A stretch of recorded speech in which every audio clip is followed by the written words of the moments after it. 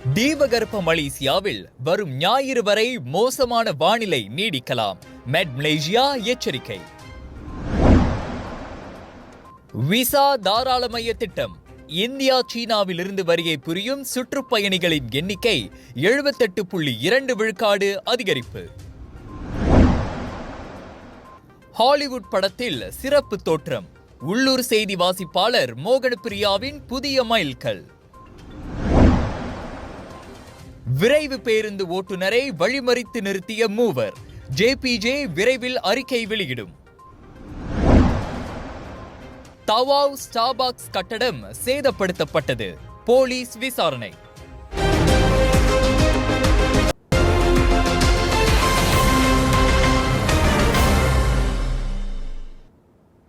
வணக்கம். அரசாங்கமே முன்வந்து வழங்கும் சிறு தோட்ட விவசாய வாய்ப்புகளை பயன்படுத்தி வாழ்வாதாரத்தை உயர்த்தி கொள்ளுமாறு ஈப்போ பாராட் நாடாளுமன்ற உறுப்பினர் எம் குலசேகரன் மக்களை கேட்டுக்கொண்டுள்ளார். நீடித்த நிலையான வளர்ச்சி நோக்கத்திற்கான கட்சிகள் கடந்த மலேசிய நாடாளுமன்ற குழு APPGM-SDG முயற்சியில் நிலம் முதல் கொண்டு தேவையான அனைத்தையும் அரசாங்கமே செய்து கொடுக்கிறது. உழைப்பை போட வேண்டியது மட்டும்தான் மக்களின் வேலை என அவர் சொன்னார். எனவே ஆர்வமுள்ளோர் தத்தம் நாடாளுமன்ற உறுப்பினர்களை தொடர்பு கொண்டு மேல் விவரங்களை கேட்டறியலாம் என என்றார் அவர். ஈப்போ புந்தோங்கில் உள்ள பண்ணை ஒன்றில் பாலிபேக் பயிரிடு முறையிலான காய்கறி நடவு நிகழ்வில் பங்கேற்று சிறப்பித்த போது சட்ட சீர்திருத்த துணை அமைச்சருமான குலசேகரன் அவ்வாறு கேட்டுக்கொண்டார். அதன் போது அங்குள்ள மக்கள் நட்ட நாற்றுகள் ட்ரே தட்டுகளில் இருந்து பாலிபேக் பைகளுக்கு மாற்றப்பட்டன. இது போன்ற திட்டங்களில் பங்கு கொண்டு கொஞ்சம் உழைப்பையும் போட்டால் மக்கள், குறிப்பாக B40 குடும்பங்கள் கூடுதல் வருமானமும் பார்க்கலாம் என குலா மேலும் கூறினார். அரசாங்கம் காசு கொடுத்து இந்த மாதிரி சாதாரண B40 பொதுமக்களுக்கு உதவி செஞ்சாதான் நீங்கள் வெளி இடத்துல ஜாமான் வாங்க வேணாம், மார்க்கெட்டில் ஜாமான் வாங்க வேணாம், நீங்கள் சொந்தமாக உருவாக்கலாம். கோழி, ஆடு, இந்த மாதிரி சின்ன சின்ன இதெல்லாம் இது மலேசியா மக்கள் எல்லா இடத்துலையும் செய்யணும். அந்நிகழ்வில் APPGM-SDG அமைப்பின் தலைவரான பேராசிரியர் டத்தோ டாக்டர் டெனிசன் ஜெயசூர்யா, ஊராட்சி மன்ற பிரதிநிதி உள்ளிட்டோரும் கலந்து கொண்டனர்.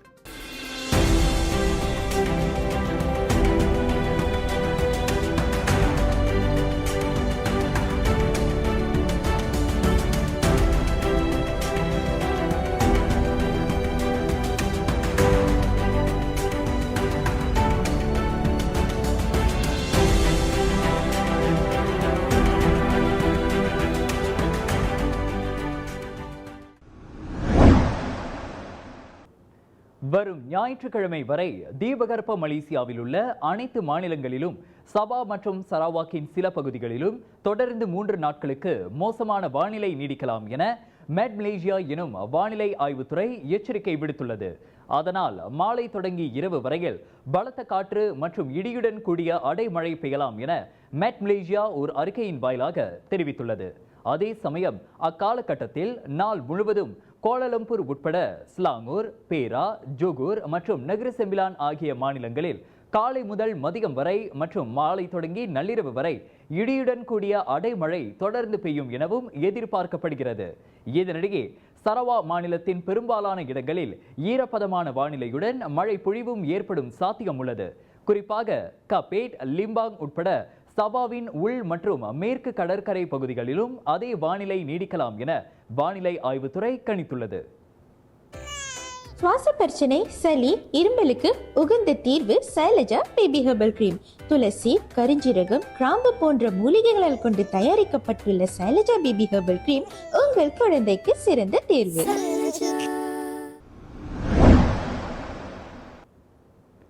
விசா தாராளமய திட்டம் அறிமுகம் கண்ட 3 மாதங்களில் நாட்டிற்கு வருகை புரிந்த சீன மற்றும் இந்திய சுற்றுப்பயணிகளின் எண்ணிக்கை 78.2 விழுக்காடு அதிகரித்துள்ளதாக உள்துறை அமைச்சர் டத்தோஸ்ரீ சைஃபுடின் நசுத்தியான் இஸ்மாயில் தெரிவித்துள்ளார்.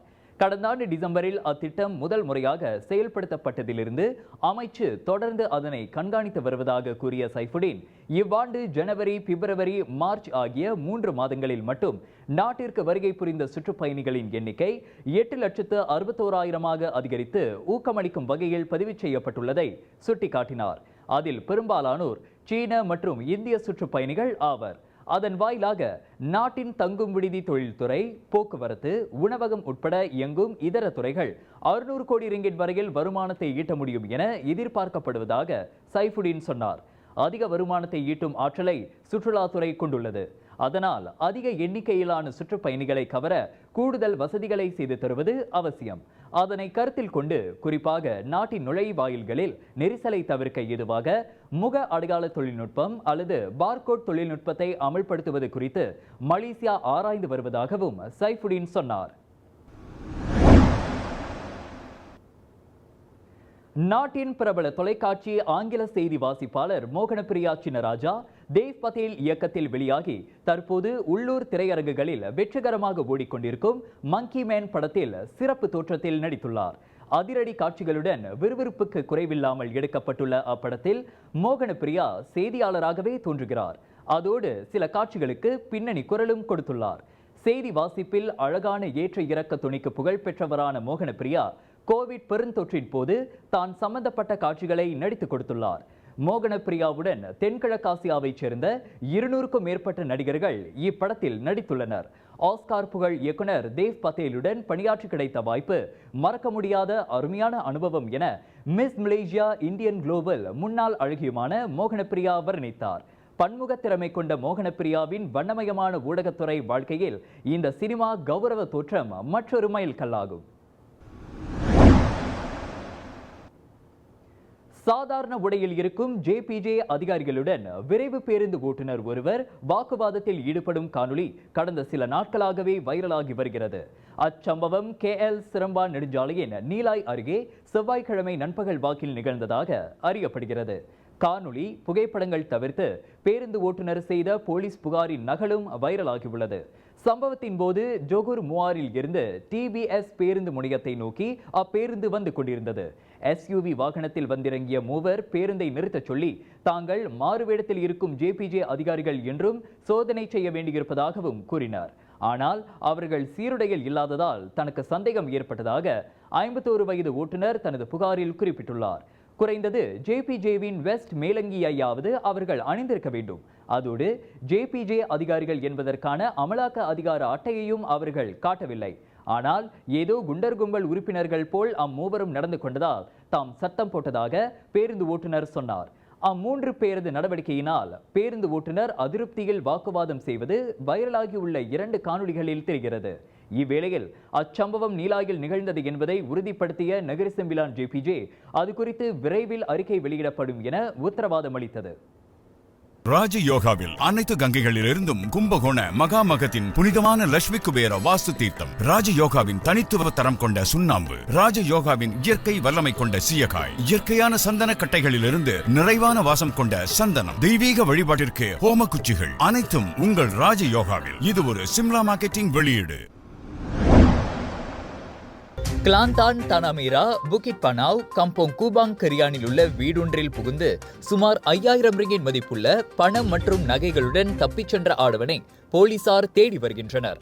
இம்மாதம் 17ஆம் தேதி இரவு மணி 9:30 வாக்கில் அந்த கொள்ளை சம்பவம் தொடர்பில் 32 வயது நபர் ஒருவரிடமிருந்து போலீசுக்கு புகார் கிடைத்ததை தானாமேரா போலீஸ் துணைத் தலைவர் DSP முகமது ரசி ரோஸ்லி உறுதிப்படுத்தினார். 1000 ரிங்கிட் ரொக்கம், 2 தங்க மோதிரங்கள், 1 கிராம் தங்க கட்டி, பிரபல முத்திரையை கொண்ட கை கடிகாரம் உட்பட வீட்டு சாவியையும் அவன் கொள்ளையிட்டு சென்றுள்ளான். படுக்கை அறை ஜன்னலை உடைத்து வீட்டிற்குள் புகுந்த அவ்வாடவனின் கைரேகை தடயங்களை போலீசார் அடையாளம் கண்டுள்ளதை அடுத்து அவனை அடையாளம் காணும் நடவடிக்கைகள் துரிதப்படுத்தப்பட்டுள்ளன. தனது 6 மாத மகனை கொலை செய்ததாக தந்தை ஒருவருக்கு எதிராக ஸ்லாங்கூர் பண்டார்பாரு பாங்கி மேஜிஸ்திரேட் நீதிமன்றத்தில் குற்றம் சாட்டப்பட்டது. எனினும் கொலை குற்றம் உயர்நீதிமன்றத்தின் அதிகாரத்திற்கு உட்பட்டது என்பதால் 25 வயது முகமது ஐசாட் சாமின் எனும் அந்த ஆடவனிடமிருந்து இன்று வாக்குமூலம் எதுவும் பதிவு செய்யப்படவில்லை. வழக்கு நடைபெற்ற போது பொது சாட்சிய இடத்தில் அமர்ந்திருந்த குற்றம் சாட்டப்பட்டவரின் மனைவி கதறி அழுதார். பாதுகாவலராக பணிபுரியும் அவ்வாடவன் இம்மாதம் 14ஆம் தேதி இரவு மணி 8க்கும் 15ஆம் தேதி காலை மணி 7:40க்கும் இடைப்பட்ட நேரத்தில் பிரானாங் பண்டார்தாசே கசுமாவில் உள்ள பைடூரி அடுக்குமாடி குடியிருப்பில் தனது 6 மாத குழந்தை முகமது ஐசார் வில்டான் முகமது ஐசாட்டை கொன்றதாக குற்றம் சாட்டப்பட்டுள்ளது. குற்றம் நிரூபிக்கப்பட்டால் 30 முதல் 40 ஆண்டுகள் வரையிலான சிறை தண்டனையும் 12 பிரம்படிகளும் விதிக்கப்படலாம். அவ்வாடவனை ஜாமீனில் விடுவிக்க நீதிமன்றம் இன்று அனுமதி வழங்கவில்லை. இவ்வழக்கு விசாரணை மே 28ஆம் தேதி செவிமடுக்கப்படும். முன்னதாக அக்குழந்தை இறப்பதற்கு முன் அவ்வாடவன் அதனை அடித்து தலையை சோஃபாவில் இடித்து வாயில் துணியை வைத்து மூடி உடலை இருட்டறையில் கிடத்தி வைத்திருந்ததாக ஊடகங்கள் செய்தி வெளியிட்டிருந்தன. சம்பவத்தின் போது அவனது மனைவியும் மூத்த பிள்ளையும் மாமியார் வீட்டிற்கு சென்றிருந்ததாக கூறப்படுகிறது. காஜாங் மருத்துவமனையில் மேற்கொள்ளப்பட்ட சவப்பரிசோதனையின் போது குழந்தையின் தலையில் காயம் இருந்தது கண்டுபிடிக்கப்பட்டதை தொடர்ந்து அதே இடத்தில் வைத்து அவ்வாடவன் கைது செய்யப்பட்டான். ஷாபு வகை போதைப் பொருளை உட்கொண்டிருந்த அவன் விசாரணைக்காக 7 நாட்கள் தடுத்து வைக்கப்பட்டான் என்பதும் குறிப்பிடத்தக்கது. ஸ்லாங்கூர் சத்யா அலாமில் உள்ள ஆடம்பர அடுக்குமாடி குடியிருப்பு ஒன்றின் 23வது மாடியிலிருந்து தனது காதலியை கீழே தள்ளிவிட்டு கொன்றதாக நம்பப்படும் லோரி ஓட்டுநரை பேரா உலுகிந்தா பஹாகியா மருத்துவமனையில் மனநல பரிசோதனைக்கு உட்படுத்தும்படி ஷா ஆலம் மேஜிஸ்திரேட் நீதிமன்றம் உத்தரவிட்டுள்ளது. 37 வயது வி நாதன் எனும் அவ்வாடவனின் வழக்கறிஞரான ஆர் சிவானந்தன் கேட்டுக்கொண்டதற்கேற்ப மேஜிஸ்திரேட் அந்த உத்தரவை பிறப்பித்தார். விசாரணையின் போது நாதன் உத்தரவுகளை புரிந்து கொள்வதில் சிரமத்தை எதிர்நோக்கினார். 2018ஆம் ஆண்டு மோட்டார் சைக்கிள் விபத்தில் சிக்கிய அவருக்கு மூளையில் இரத்த கசிவு ஏற்பட்டது. அதன் தாக்கத்தால் வழக்கு விசாரணையை அவரால் எதிர்கொள்ள முடியாமல் போகலாம் என சிவானந்தன் கூறியிருந்தார். அவரது அந்த வாதத்திற்கு அரசாங்க தரப்பு வழக்கறிஞர் எதிர்ப்பு எதுவும் தெரிவிக்காததால் நாதனை மனநல பரிசோதனைக்கு உட்படுத்துமாறு மேஜிஸ்திரேட் உத்தரவிட்டார். முன்னதாக பிப்ரவரி 28ஆம் தேதி இரவு மணி 10:02 வாக்கில் சத்யா அலாமில் உள்ள ஆடம்பர அடுக்குமாடி குடியிருப்பின் 23வது மாடியிலிருந்து 32 வயது மவிகா லுமியா எனும் தாய்லாந்து பெண்ணை கீழே தள்ளி கொன்றதாக நாதனுக்கு எதிராக குற்றம் சாட்டப்பட்டுள்ளது. குற்றம் நிரூபிக்கப்பட்டால் 30 முதல் 40 ஆண்டுகள் வரையிலான சிறை தண்டனையோடு 12 பிரம்படிகளும் விதிக்கப்படலாம். அச்சம்பவம் தொடர்பான காணொளி சமூக ஊடகங்களில் வைரலானதும் குறிப்பிடத்தக்கது. சபா தவாவ் ஜலான் டி 2 சாலையில் அமைந்துள்ள அனைத்துலக காபி உரிம வாணிப உணவகமான ஸ்டார்பாக்ஸ் வளாகம் இன்று காலை ஸ்ப்ரே சாயம் அடித்து நாசப்படுத்தப்பட்டிருந்தது. காலை மணி 8:30 வாக்கில் அந்த உணவகத்தின் மேற்பார்வையாளரால் அந்த சதிநாச செயல் முதலில் அடையாளம் காணப்பட்ட வேளை பின்னர் உணவக நிர்வாகம் அது குறித்து போலீஸ் புகார் செய்தது. நண்பகல் மணி 12:30 வாக்கில் அச்சம்பவம் தொடர்பில் போலீஸ் புகார் ஒன்றை பெற்றதை தவாவ் போலீஸ் துணைத் தலைவர் சூப்பரிண்டென்டென்ட் சம்பின் பியூ உறுதிப்படுத்தினார். சம்பவ இடத்தில் பொருத்தப்பட்டிருக்கும் சிசிடிவி ரகசிய கண்காணிப்பு கேமரா பதிவின் வாயிலாக 2 ஆடவர்கள் அந்த சதிநாச செயலை புரிந்தது தெரிய வந்துள்ளது. எனினும் அவர்களின் முகம் தெளிவாக இல்லை என சம்பின் பியூ கூறியுள்ளார். எனினும் அவ்விரு ஆடவர்களையும் அடையாளம் காணும் நடவடிக்கைகளை போலீஸ் முடுக்கிவிட்டுள்ளது என்றார் அவர். அதே சமயம் T2 கட்டட நிர்வாகம் ஸ்டார்பாக்ஸ் நிர்வாகத்துடன் இணைந்து அந்த கிறுக்கல்களை உடனடியாக அகற்றியுள்ளது. வணிக வளாகங்களின் சுவர்களை சேதப்படுத்துவது உட்பட பொதுமக்கள் அல்லது எந்த ஒரு தனி நபரையும் தூண்டிவிடும் நடவடிக்கைகளில் ஈடுபட வேண்டாம் என்று சாம்பியன் பியூ எச்சரித்துள்ளார். ஐக்கிய நாடுகள் சபையில் பாலஸ்தீனத்துக்கு முழு உறுப்பினர் அந்தஸ்து கிடைப்பதை அதன் பாதுகாப்பு மன்றத்தில் தனக்கிருக்கும் ரத்து அதிகாரத்தை பயன்படுத்தி அமெரிக்கா தடுத்திருக்கிறது. இதனால் பாலஸ்தீனத்தை சுதந்திர நாடாக அங்கீகரிக்கும் அந்த உலக அமைப்பின் முயற்சிக்கு முட்டுக்கட்டை ஏற்பட்டுள்ளது. சுதந்திர பாலஸ்தீனம் என்பது இஸ்ரேல் பாலஸ்தீனத்துக்கு இடையிலான நேரடி பேச்சுவார்த்தையின் மூலம் உருவாக வேண்டும். அது ஐநாவின் வேலை அல்ல, அதன் பஞ்சாயத்துக்கு அவசியமும் இல்லை என அமெரிக்கா தனது முடிவை தற்காத்து பேசியுள்ளது. பாலஸ்தீனத்தை முழு உறுப்பினராக ஏற்றுக்கொள்ள ஐநாவின் 193 உறுப்பு நாடுகளை கேட்டுக்கொள்ளும் தீர்மானத்தின் நகலை முன்னதாக அமெரிக்கா ரத்து அதிகாரத்தை பயன்படுத்தி ரத்து செய்தது. பிரிட்டன், சுவிட்சர்லாந்து ஆகிய இரண்டும் நடுநிலை வகித்த வேளை பாதுகாப்பு மன்றத்தின் ஏனைய 12 நாடுகளும் அந்நகல் தீர்மானத்திற்கு ஆதரவளித்தன. தற்போது பாலஸ்தீனத்துக்கு ஐநாவில் பார்வையாளர் அந்தஸ்து மட்டுமே உள்ளது. 2012ஆம் ஆண்டு ஐநா பொதுப் பேரவை அந்த அங்கீகாரத்தை வழங்கியிருந்தது. ஐநாவில் முழு உறுப்பியம் பெறுவதற்கான விண்ணப்பம் பாதுகாப்பு மன்றத்தால் அங்கீகரிக்கப்பட வேண்டும். பின்னர் ஐநா பொதுப்பேரவையின் 3/2 பங்கு உறுப்பினர்களின் ஆதரவை பெற வேண்டும் என்பது குறிப்பிடத்தக்கது. இஸ்ரேல் பாலஸ்தீன போர் 7வது மாதத்தை தொட்டிருக்கும் நிலையில் பாலஸ்தீனத்தை ஐநாவின் முழு அங்கத்தினராக ஏற்றுக்கொள்ள பரவலாக வலியுறுத்தப்பட்டு வருகிறது. மேலும் பல ஆன்மீக செய்திகளுக்கு வணக்கம் மலேசியாவுடன் இணைந்திருங்கள். எங்கும் எப்போதும் வணக்கம் மலேசியா. நான் மகேந்திரன் அறிவொளி.